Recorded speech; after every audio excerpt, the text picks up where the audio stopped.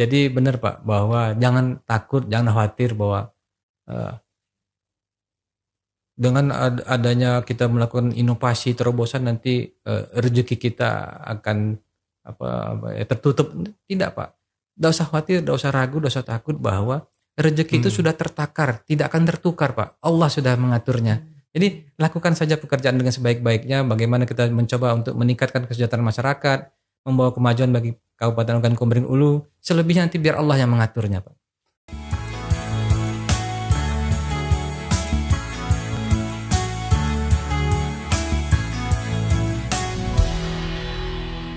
Sahabat Biotrop, saat ini saya sedang ada di tengah-tengah studio CMA Biotrop. Di tengah-tengah saya sudah hadir Bapak Haji Teddy. Beliau adalah PLH Bupati Ogan Komering Hulu. Hari ini kita akan bincang-bincang dengan panggilannya Pak Dedi, atau nanti pun saya tanya panggilannya lebih enak Abang atau Bapak begitu ya. Ini kan menarik ya. Nah, jadi saya akan mempertanyakan pertama kali itu, beliau ini kan haji gitu ya. Katanya haji itu investasinya akhirat gitu. Nah, apa makna haji dari Bang Dedi ini? Atau apa dipanggilnya Abang Nama atau aja. Nama aja. Cukup Teddy aja. Teddy ya. Nah, Teddy gitu. Teddy jadi kagok juga dipanggil Teddy gitu. Apa makna haji dari bagi Teddy ini? Kalau saya pribadi, ya, Pak Zul, memang ini sebenarnya lebih cenderung untuk membentengi diri Pak. Bagi saya pribadi, membentengi diri saya dari perbuatan-perbuatan yang dilarang agama tentunya. Saya malu Pak. Kalau saya, mohon maaf, saya pergi ke tempat karaoke misalnya. Tentu saya malu. Oh, haji ke tempat karaoke. Nah ini. Jadi ini sebenarnya untuk membentengi diri saya untuk melakukan perbuatan-perbuatan yang mungkin dilarang oleh agama, yang tidak sesuai etika, yang tidak sesuai dengan moral, ya kan. Jadi saya berupaya jangan sampai nanti saya malah memberikan contoh yang tidak baik kepada anak-anak saya terutama Pak, dan sahabat-sahabat maupun rekan-rekan kerja saya. Iya. Itu kan dalam konteks bagaimana menjalankan satu kehidupan supaya kita tetap berjalan di dalam jalan yang lurus ya. Betul, Ihdinas siratal mustaqim gitu kan ya. Nah, tetapi haji bagi seorang Teddy yang menjadi PLH itu apa artinya itu kira-kira gitu? Jangan-jangan pada saat naik haji dulu berdoa di depan di depan mustajam ya. Mustajam itu untuk menjadi bupati ya, pakai gitu begitu. Bagi saya haji adalah dalam status ya, ada pencapaian tertinggi bagi saya. Dengan haji saya bisa merasa lebih dekat dengan Tuhan saya, Allah Subhanahu wa taala. Dengan haji saya bisa menjadi inspirasi dan teladan tentu bukan orang lain, bagi keluarga saya, anak-anak saya, keluarga dekat saya, dan tentu saja rekan-rekan kerja saya. Dan haji bagi saya ini adalah pencapaian saya yang luar biasa. Saya bangga dengan mungkin status pendidikan saya ya, S1, S2, S3 mungkin ya. Tapi tidak sebangga saya mendapatkan gelar haji. Ini bagi saya pribadi Pak. Karena bagi saya haji ini bukan sesuatu yang patut dimainkan. Begitu kita sudah berangkat haji, ya, niat haji, melaksanakan haji. Nah, dengan itu kita sudah menandatangani kontrak Pak. Kontrak dengan siapa? Dengan Tuhan kita Pak. Dengan Allah. Ya, kontrak apa? Kontrak harus menjalankan semua perintah Allah. Ya, sahabat Biotrop, kenapa saya tanyakan soal haji ini? Karena kita melakukan aktivitas hari ini kebetulan dalam suasana bulan suci Ramadan. Ya, itu rukun Islam yang ketiga ya. Haji itu rukun Islam yang kelima begitu kan ya. Nah, artinya memang ada satu korelasi ya antara ibadah puasa dengan ibadah haji gitu kan ya. Nah, Pak Teddy ini kan PLH Bupati ya gitu ya. PLH Bupati Oku ya, Oku salah satu kabupaten yang ada di Sumatera Selatan gitu. Apa yang menjadi passion Bapak sebagai PLH saat ini dalam membangun Oku Pak gitu? Gini Pak, saya sebenarnya berangkat dari background saya adalah sebenarnya ajudan dan protokol Pak. Awalnya dimulai dengan dari ajudan dan protokol. Hampir saya boleh dikatakan Saya mengabdi sudah kurang lebih 22 tahun, Pak. 22 tahun kurang lebih. Dan selama 18 tahun atau 19 tahun itu semua di dunia ajudan dan protokol, Pak. Perajudanan, Iya, Pak, ya. sebenarnya. Jadi sebenarnya Bapak menjadi asisten leader gitu, Pak. Jadi saya ini melayani pimpinan. Melayani, itu passion ya. saya. Nah, jadi seluruh aspek-aspek melayani pimpinan itu saya insya Allah di luar kepala saya, Pak. Ya. Saya nggak apa-apa, bisa cerita dulu, Pak, ya? Iya. Ya. Cerita aja, Nah, Pak. jadi saya ini, Pak, sudah pernah ikut 3 bupati, Pak.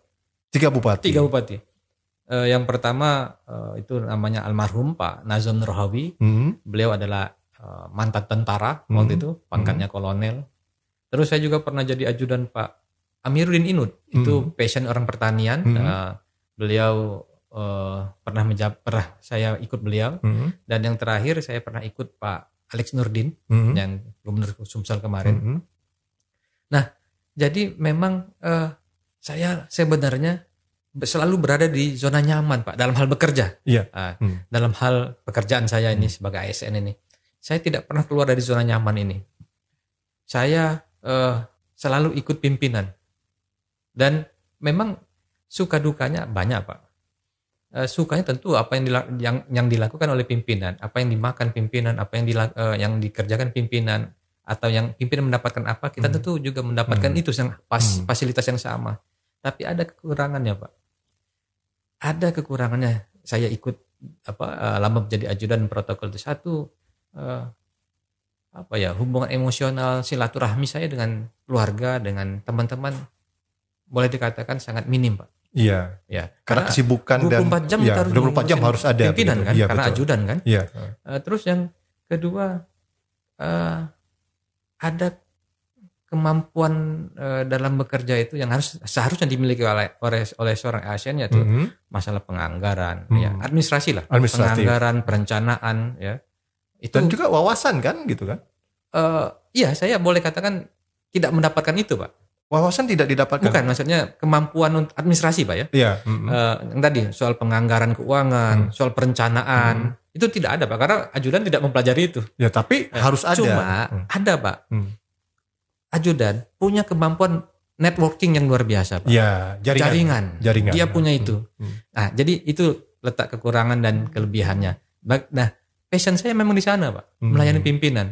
Jadi saya terbiasa melayani pimpinan, dan akhirnya saya melihat, Pak, kalau kita jadi pemimpin, banyak sekali yang bisa kita lakukan, Pak. Banyak sekali yang bisa kita perbuat. Untuk siapa? Untuk masyarakat.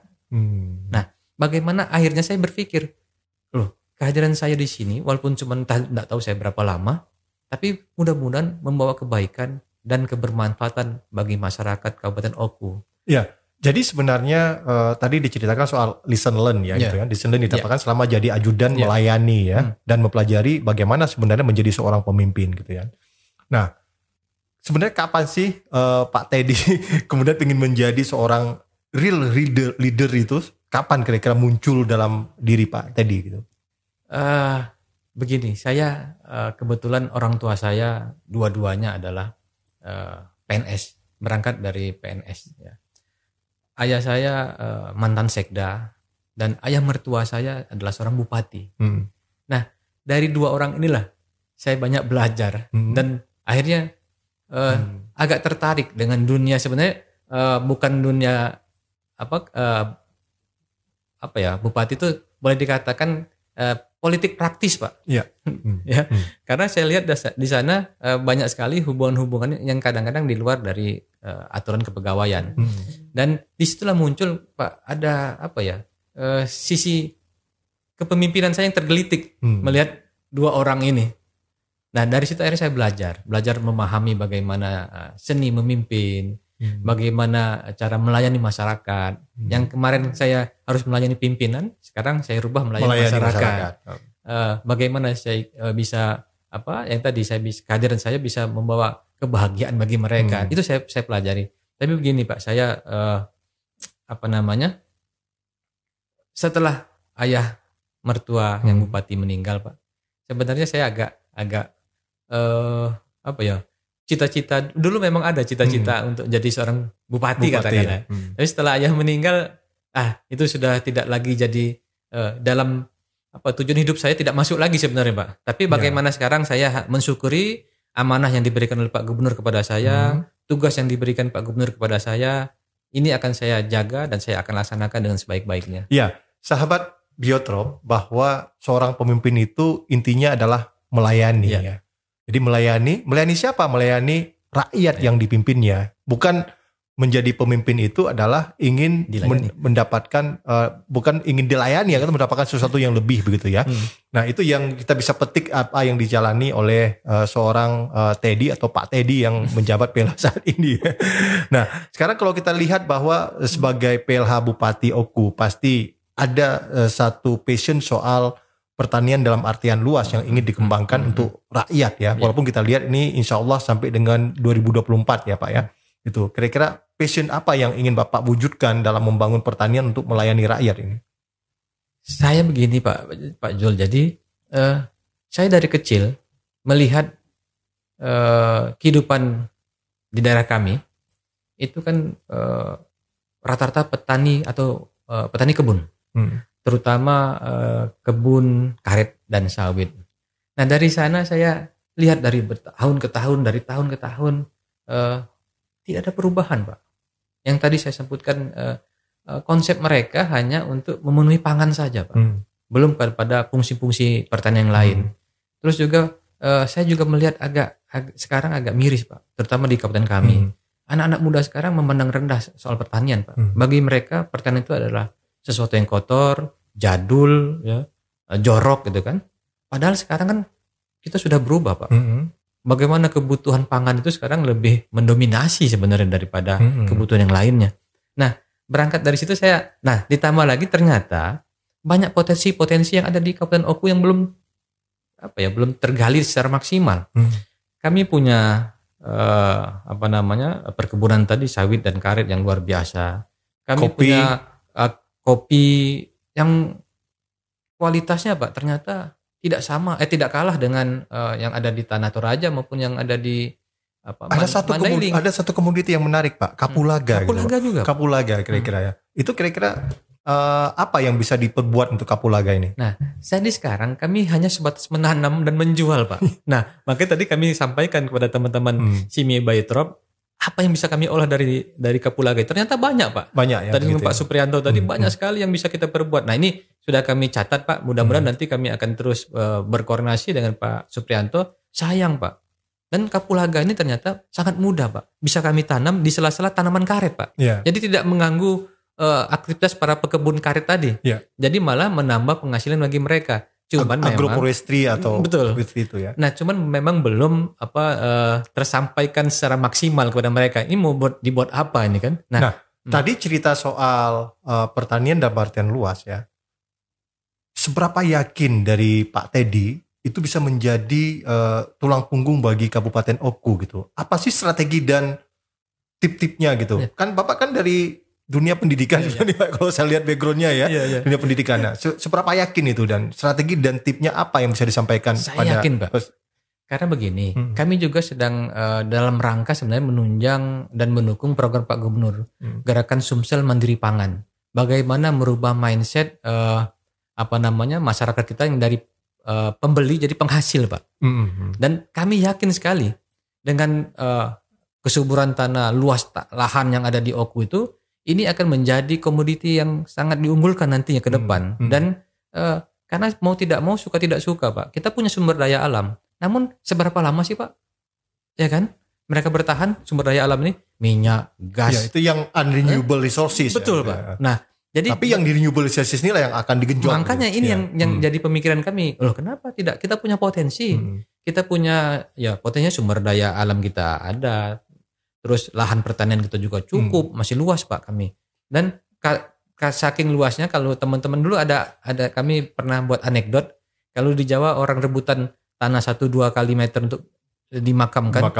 Kalau memang sulit, kami bilang datang ke tempat kami Pak, mau dikubur di situ pakai 1 hektar juga ya bisa Pak untuk dia sendiri Pak. Jadi luasnya lahan kami strategi Pak. pertama sebenarnya adalah optimalisasi dari potensi sumber daya alam yang dapat diperbaharui dengan lahan yang ada ya. Betul, gitu. Pak. Oke. Nah, jadi tipsnya gini Pak, maksud saya kami juga ingin menarik kalangan milenial ini Pak. Kami mencoba nanti kami sudah melakukan beberapa sosialisasi dengan teman-teman dari milenial di OKU. Kami libatkan juga lembaga-lembaga pendidikan, akademisi di skup di lokal ya.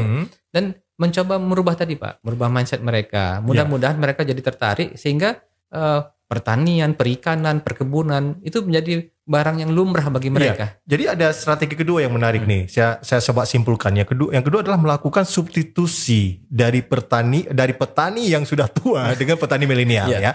Nah, yang ketiga tadi ya, merubah mindset. Artinya mencoba merubah mindset teman-teman muda menjadi dari tadinya menjadi growth mindset. Menjadi growth mindset saya kira gitu. Itu ditambah tadi itu supaya mereka tertarik ada teknologi yang kita tanam di sana, Pak. Ya. Nah itu. Ya, berarti yang keempat adalah bagaimana kita mencoba mengintroduksi teknologi sesuai dengan perkembangan zaman. Betul, yang disebut saat ini adalah industri 4.0 ya. Nah, gitu. Industri 4.0 itu yang akan dikembangkan gitu kan ya. Nah kemudian kalau kita lihat itu adalah satu strategi dan tip yang dilakukan oleh seorang Dedi gitu ya. Nah, ada satu ide yang menarik saya kira bahwa mencoba menjadikan satu model yang disebut dengan agrotechnopark. Nah, ini dari mana idenya Pak muncul ini kira-kira? Jadi begini Pak, kami berangkat kemarin dari paparan. Saya baru 1 bulan Pak. Terus saya undang beberapa kepala UPD untuk paparan. Coba kamu paparkan, saya bilang. Saya pengen tahu. Tapi bukan maksudnya kepo, saya bilang kan. Saya pengen tahu apa yang akan kamu perbuat ya kegiatan program untuk tahun 2022 ini. Akhirnya mereka paparan Pak satu-satu ke saya. Pertanian, ketahanan pangan, perikanan loh. Saya bilang, kenapa mereka kok kayak sendiri-sendiri, tapi tujuannya sama Pak. Lalu ide saya muncul, kenapa kita tidak gabungan saja? Jadi lintas OPD kita bangun sesuatu yang besar, tapi yang bermanfaat untuk masyarakat. Kalau misalnya pertanian hanya pertanian agrowisata, atau mungkin ketahanan pangan dengan tanaman pangannya, saya pikir kenapa enggak kita combine jadi satu, kita gabungkan yang tadi lintas OPD sehingga daya gebraknya jadi luar biasa Pak. Maka di situ muncul ide pemikiran kami membuat kenapa kita tidak buat agrotechnopark saja. Ya itu yang disebut dengan bekerja secara cerdas ya. Jadi mencoba melihat ide ataupun gagasan yang ada digabung menjadi satu gagasan yang lebih besar, yaitu disebut dengan agrotechnopark begitu kan ya. Nah jadi kira-kira apa sih yang akan dibikin di agrotechnopark ini? Mungkin Pak Dedi bisa ceritakan sedikit pada sahabat Biotrop. Jadi gini Pak, leading sektornya tetap adalah pertanian. Ya. Bagaimana kami nanti ada pemanfaatan lahan di situ untuk membangun sistem pertanian yang terintegrasi. Oke. Jadi nanti di situ masuk juga teman-teman yang OPD lainnya.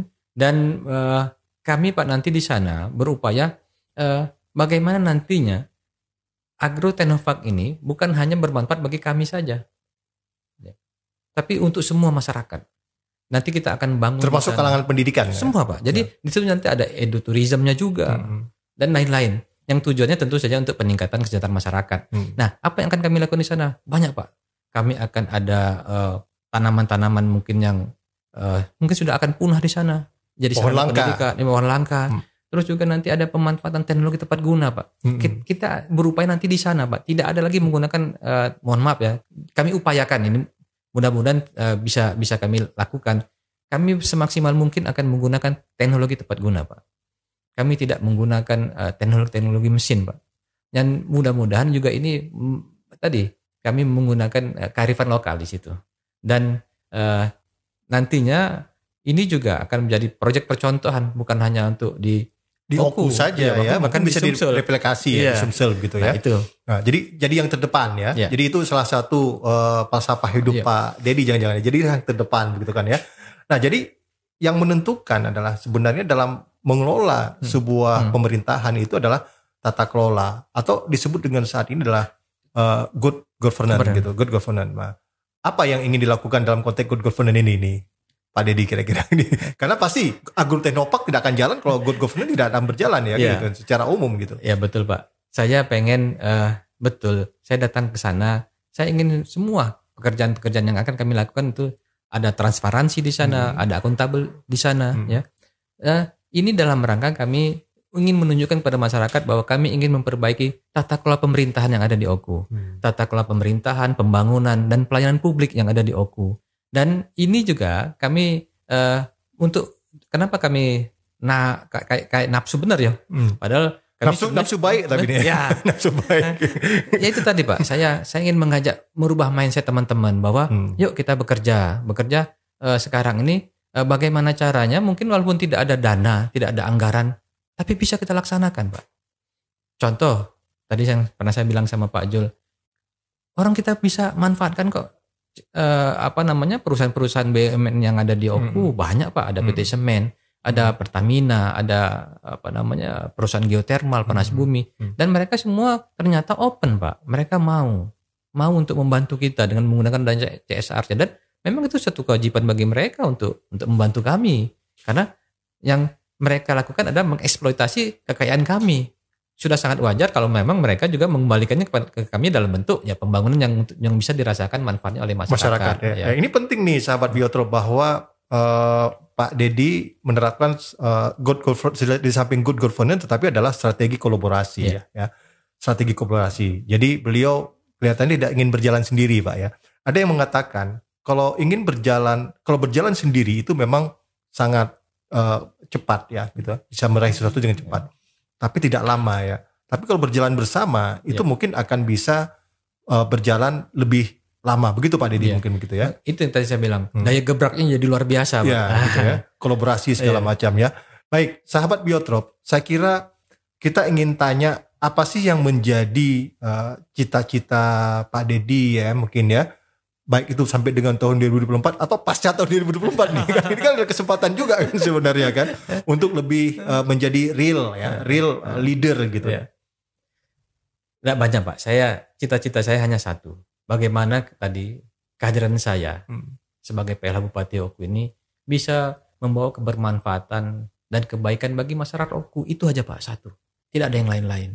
Karena bagi saya kerja sekarang ini saya sebagai bukan hanya untuk urusan dunia Pak. Bagi saya ini pekerjaan saya sekarang ini adalah upaya saya untuk menanamkan modal bekal saya untuk bagaimana nanti kehidupan di akhirat. Makanya saya lakukan ini dengan sepenuh hati, tulus dan ikhlas, semata-mata hanya untuk kemajuan masyarakat. Dan saya tidak pernah memikirkan paskanya Pak. Ya, ini luar biasa bahwa sebenarnya kan bahwa manusia itu kan ada yang sifatnya adalah mencapai dunia bahagia atau fid dunia hasanah ya, maupun fil akhirati hasanah juga ya. Nah, tetapi kan ada satu hal yang mungkin kita sering lupakan ya, ketika dalam menjalin satu hubungan ya, hablum minan nas, hablum minallah. Nah, apa pandangan Pak Deddy soal hablum minal alam nih dalam konteks kita menyelamatkan biodiversity misalnya gitu. Betul Pak. Kan ada slogannya, alam jaga kita, kita jaga alam, alam jaga kita Pak. Yeah, okay, nah, itu memang betul. Kita ini hidup dari alam Pak. Tidak ada yang, semua yang kita makan, semua yang kita ambil itu semua dari alam. Nah, bagaimana nanti ke depan kami juga bisa bersahabat dengan alam ini Pak.